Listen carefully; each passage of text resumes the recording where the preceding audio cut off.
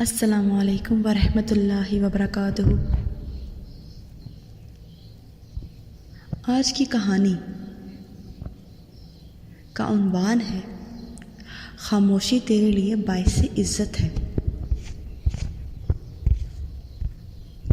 حضرت شیخ سعدی رحمۃ اللہ علیہ بیان کرتے ہیں کہ مصر کی ایک بستی میں ایک گوڈری پوش رہتا تھا اور وہ کسی سے کوئی بات نہیں کرتا تھا۔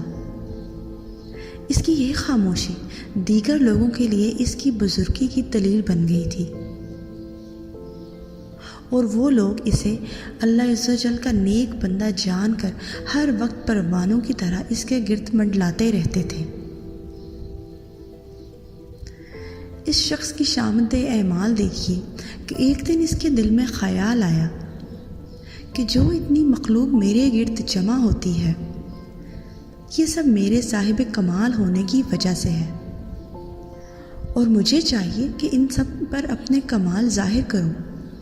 اگر میں اسی طرح خاموش رہا تو یہ لوگ کیسے جان سکیں گے کہ میں کتنا عالی مرتبت بزرگ ہوں۔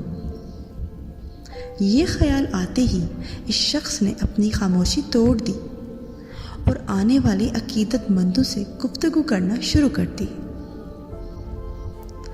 اگر وہ واقعی میں صاحب کمال ہوتا تو اس کی حکمت و دانائی کی باتوں سے لوگوں کے دلوں میں اس کے لیے عقیدت زیادہ ہو جاتی، لیکن وہ جاہل تھا۔ اس لیے جب اس نے لوگوں سے الٹی سیدھی باتیں کی تو لوگ اس سے متنفر ہونا شروع ہو گئے اور اس کے پاس آنا چھوڑ دیا، اور لوگوں کی اس سے عقیدت بھی ختم ہو گئی۔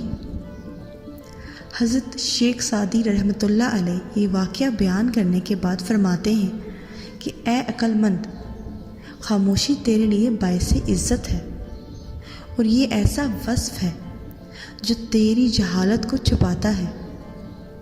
بس تجھ پر لازم ہے کہ تو بغیر ضرورت کے اور بغیر سوچے سمجھے گفتگو نہ کرے کہ تیرے عیوب دوسروں پر ظاہر ہوں۔